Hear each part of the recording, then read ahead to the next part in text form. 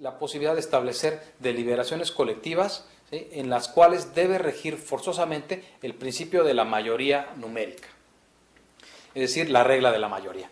En ese sentido, como la última regla de la democracia de Bobbio, pues lo que establece es la posibilidad de que ninguna decisión sea tomada por la mayoría limite o restrinja en demasía los derechos políticos de la minoría, es decir, el establecimiento de ciertas condiciones o cierto muro o cierto límite respecto de las decisiones que se pueden tomar democráticamente hablando.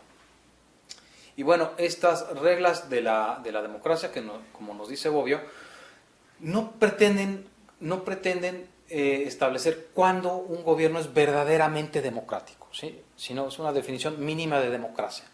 Respecto a cuál es una verdadera democracia, ya estas definiciones procedimentales se quedan cortas, o más bien dicho, no es el objetivo de una definición procedimental de democracia dar, ¿sí?, cuándo es un gobierno verdaderamente democrático. La única pretensión de Bobbio y de estos autores es que cuando falte alguno de estos requisitos, alguna de estas condiciones, ya no estamos hablando de un gobierno democrático, ¿ok? Entonces, esto es muy importante distinguir. También es muy importante distinguir que una cosa es el procedimiento a través del cual se llevan a cabo las tomas de decisiones y sus resultados, ¿sí? En función a las reglas, ¿sí?, uno puede crear o pensar en determinados procedimientos para obtener ciertos resultados, y esos resultados pueden ser valiosos independientemente del procedimiento que se elija, ¿sí? Pero también las reglas pueden ser valiosas independientemente de sus resultados. Y esto es un gran problema que ha llevado a últimos estudios, por ejemplo, las concepciones de la teoría deliberativa de la democracia, en donde se plantea un choque o una tensión entre el procedimiento y sus resultados. Bueno, continuemos ahora todavía más adelante en las lecturas que se les proveyó para este curso. Lo que quiero hacer a continuación es dar simplemente algunos puntos clave de las lecturas que puedan servir como guía para orientar sus estudios y con ello poder realizar el examen pues de la mejor manera. Iniciamos con una lectura de Giovanni Sartori, que es La democracia, en un libro que ya es muy clásico, y en esta lectura lo que podemos aprender de Sartori es que el concepto de democracia, ¿sí?, y en lo particular el concepto de pueblo, ¿sí?, ha tenido una multiplicidad de significados, ¿sí? El significado literal o etimológico de democracia, pues sabemos que proviene del griego kratos y demos, es decir, kratos es el poder y demos el pueblo, ¿sí?, es el poder del pueblo. Pero bueno, pueblo se ha entendido con una multiplicidad de significados a lo largo de la historia, y esto es problemático. Bueno, pues la lectura de Sartori precisamente fue insertada en este curso porque ese es su objetivo de Sartori, tratar de decirnos, bueno, es que por pueblo se ha entendido muchísimas cosas. Se ha entendido desde la totalidad de los individuos, se ha entendido hasta aquellos que son pobres, se ha entendido hasta en algún momento únicamente los hombres, y ha tenido una serie de transformaciones claras, y que últimamente o en tiempos recientes la idea es que pueblo pues es el pueblo conformado por la mayoría, ¿sí?, decide la mayoría. Bueno, esos son los aspectos interesantes de la lectura de Sartori, que se dio pues prácticamente 4 o 5 hojas de este libro que es La democracia.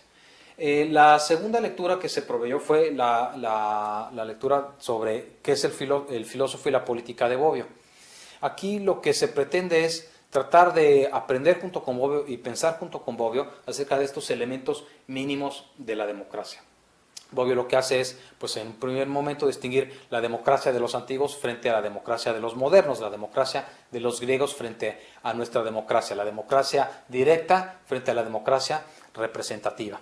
Y bueno, nos provee de algunos criterios interesantes para distinguir pues las formas de gobierno, en función al número, como decíamos hace rato, en función a sus reglas.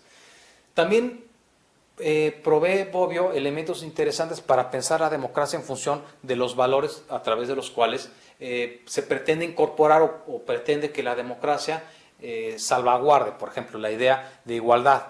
Entonces, Bobbio analiza la idea de democracia e igualdad y también su asociación con la idea de que a través de la democracia todos los individuos nos gobernamos a nosotros mismos y somos iguales. De hecho, una definición o un sinónimo, perdón, de democracia siempre ha sido la idea del gobierno de los que son iguales, ¿sí? Bueno, también Bobbio nos enseña la relación entre el concepto de democracia y de libertad. Y aquí hace eco de otra dicotomía que es la libertad de los antiguos frente a la libertad de los modernos. Mientras los antiguos, la única libertad de la que gozaban era de esta libertad política para autodeterminarse, eso en la antigüedad, en la época de los griegos, los modernos gozan de otro tipo de libertades, y son el tipo de libertades, las libertades negativas, es decir, la libertad de pensamiento, la libertad de reunión, la libertad de religión. Entonces, lo que diferencia estos dos tipos de sistemas de libertad, pues es las libertades positivas por un lado y la libertad negativa por el otro.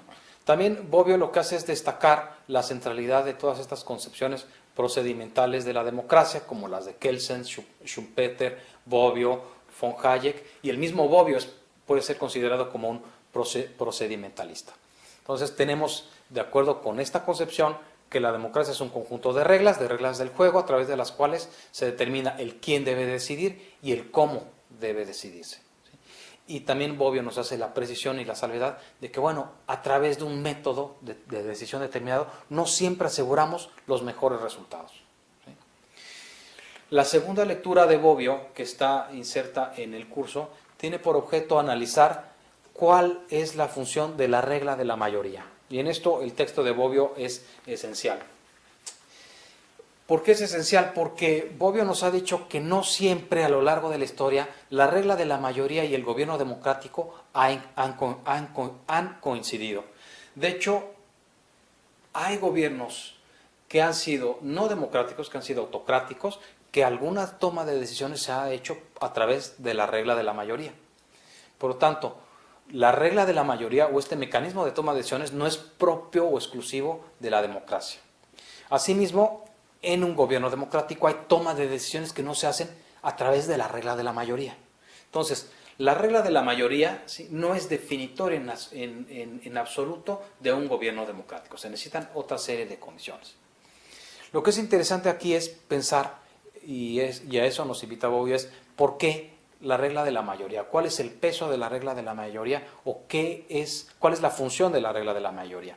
Entonces, la regla de la mayoría para Bobbio tiene una función práctica esencial.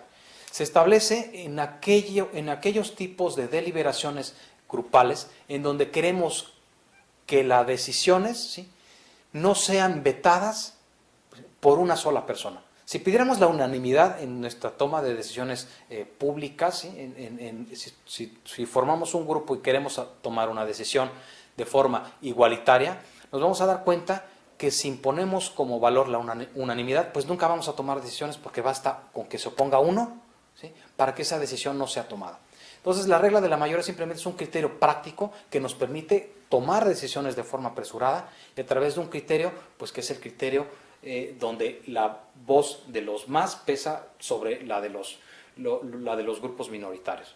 Entonces, la regla de la mayoría, entonces, la idea central que refleja es el consenso del mayor número. Y esto está relacionado con la idea de los derechos políticos de votar y ser votado. En la medida en que un orden jurídico-político nos provee a nosotros de derechos, podemos participar en esa toma de decisiones. Y esos resultados van a ser vinculantes para todos aquellos que participen en ese procedimiento, incluso a pesar de que hayamos perdido en la toma de decisiones. Entonces, esto es importante decirlo porque las teorías de la democracia han tendido a dar respuesta al por qué, si yo pierdo en la toma de decisiones mayoritarias, por qué esa decisión sigue siendo vinculante para mí. Y esto ha sido un grave problema para abordar teóricamente.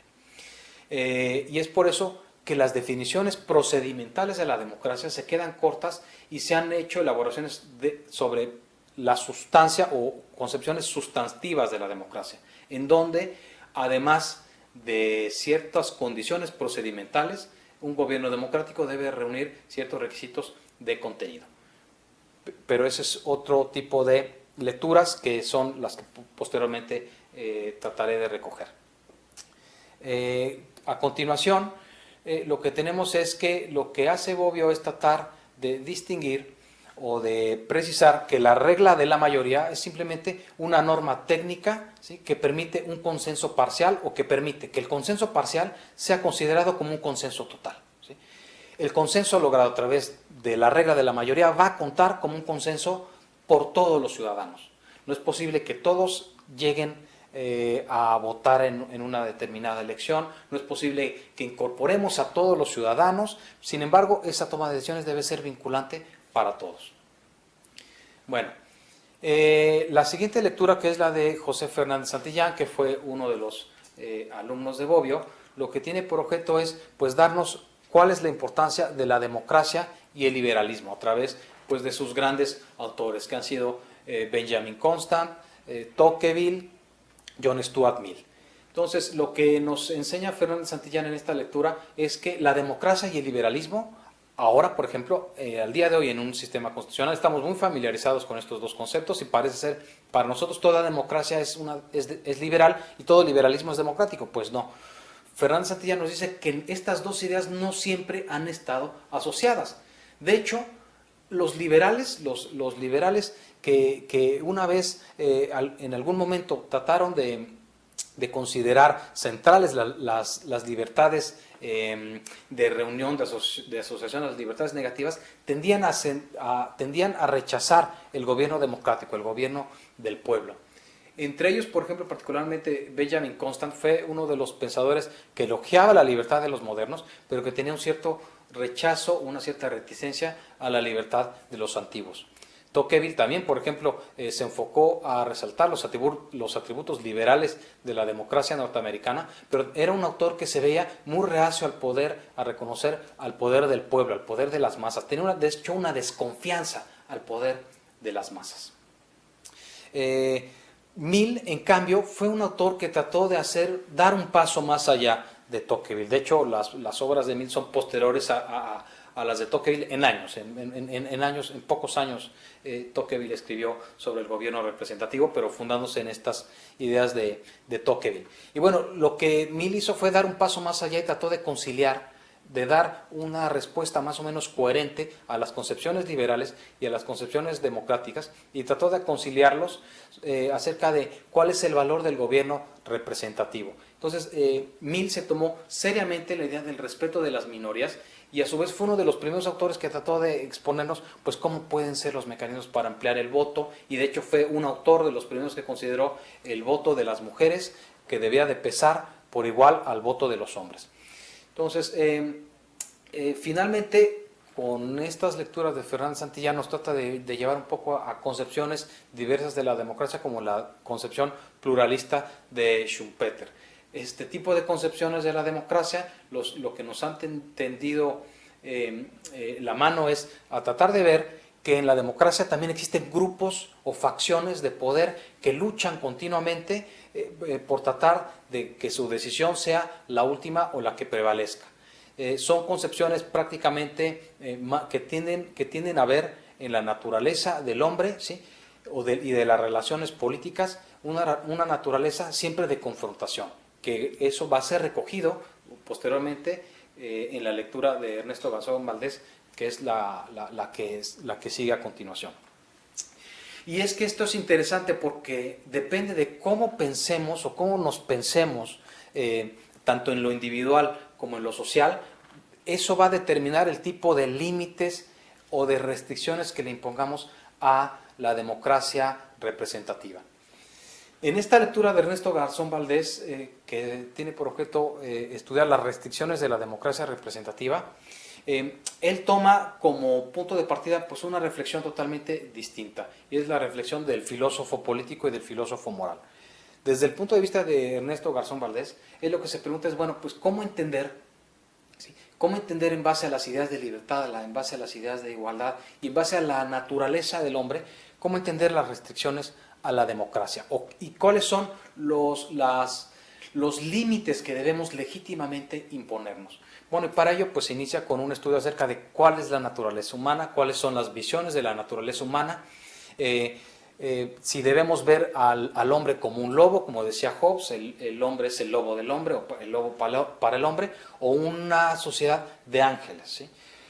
Y prácticamente nos pone a confrontar pues, lo que es una visión típica de hobbesiana, ¿sí? En donde debemos de tener desconfianza por el otro, ¿sí? Siempre estamos en un estado de guerra, un estado de riesgo para perder lo nuestro, y una concepción totalmente alterna en donde el hombre puede ser capaz de transformarse a sí mismo, de transformar sus pretensiones, de transformar sus relaciones con el otro. Y aquí lo que hace Ernesto Garzón Valdés pues, es recoger ideas de Hume y de Rousseau, en donde es posible que el ser humano sea capaz de mostrar simpatía por el otro. Bien, y estas dos formas de ver la naturaleza tienen repercusiones acerca de cómo pensamos las restricciones constitucionales a la democracia. Y es que lo importante de esto es que toda la tradición constitucional del liberalismo está construido sobre una idea central, que es la de los derechos. Los derechos son, como dice Ernesto Garzón Valdés, una especie de coto vedado o límite o restricción infranqueable al poder de la mayoría democrática. Claro, esto pensado desde la lógica de aquel que ve a la democracia como un mecanismo en donde los ciudadanos siempre están en pugna. Entonces, el texto de Ernesto Garzón Valdés nos ofrece una justificación de las restricciones democráticas, particularmente una justificación de los mecanismos del constitucionalismo, es decir, los derechos, el control judicial y las constituciones rígidas. Bien, a continuación, la siguiente lectura lo que trata de establecer es o dotar a todos ustedes de algunos elementos mínimos acerca de lo que es la democracia deliberativa. La democracia deliberativa partiría prácticamente del modelo opuesto al que está enunciando Ernesto Garzón Valdés. Es decir, los deliberativos de la democracia confían en la capacidad de los seres humanos para el entendimiento. Confían en la capacidad de la deliberación pública para transformar nuestras preferencias egoístas. Confían en la capacidad de los seres humanos para ser imparciales, para situarse en la posición del otro y así cambiar las preferencias individuales. Es una concepción radicalmente distinta a la de los constitucionalistas, ¿sí? De hecho, por los caminos de la democracia deliberativa se llegan a un diseño totalmente distinto o no tan radicalmente distinto al de la democracia constitucional. En este aspecto son importantes autores como Habermas, Cohen, Rawls y Carlos Santiago Nino. En estas 4 o 5 páginas que se incorporaron de Eslund, el objetivo es tratar de hacernos conscientes de que hay otras formas de pensar la democracia. Finalmente, la última lectura que tenemos es de Robert Dahl. Y bueno, Robert Dahl es uno de los autores que más seguimiento han tenido sobre este modelo pluralista de democracia, ¿sí? Dahl lo que trata de hacer es tirar un poco más de este concepto pluralista, de la idea de que hay distintos grupos en poder y en pugna. Y bueno, para Dahl la democracia simplemente es un proceso, ¿sí? No es algo que estáticamente está, no es algo, no es una situación ya dada, no es algo que ya preexista, sino que es algo que debemos alcanzar, es un proceso, ¿sí? Entonces, de acuerdo a ciertas correcciones que nosotros hagamos al modelo, pues será el gobierno más democrático. De hecho, Dahl lo que hace es exponernos lo que es la poliarquía. La poliarquía es un conjunto de mecanismos de tipo participativo, en donde mientras mayor sean los individuos que participan en el poder, pues más democrático es este. Y bueno, para Dahl la democracia se caracteriza pues, por esta continua aptitud para responder a las preferencias de los ciudadanos y pues sin establecer ninguna diferencia política entre ellos. Y bueno, pues ¿cómo se logra? De acuerdo con Dahl, pues esto se logra pues asegurando que los ciudadanos pueden formular sus preferencias y manifestarlas públicamente y recibir un trato igualitario por parte del gobierno. Y bueno, pues también Dahl nos presenta pues algunas condiciones para asegurar la democratización. Y en este sentido nos expone pues algunas garantías institucionales como la libertad de asociación, la libertad de expresión, libertad de voto, la posibilidad de que sean elegibles los ciudadanos para cargos públicos, también la posibilidad de que los líderes políticos compitan en la búsqueda de apoyo, la posibilidad de que los individuos reciban diversas fuentes de información, la previsión de que existan elecciones libres, imparciales, instituciones que garanticen que las decisiones del Estado pues representen las preferencias ciudadanas. Y bueno, de acuerdo con Dahl, bajo todas esas condiciones es como se presenta una mayor competencia política y una mayor participación, y esta poliarquía es como se acerca de un mayor modo a la democracia. Bueno, pues esas son todas las lecturas que se han dado en este curso, en este subtema relativo a la democracia, y esta presentación ha tenido por objeto pues ser una hoja de ruta, una guía respecto a todas las lecturas que se les dio para este módulo. Buenas tardes y muchas gracias.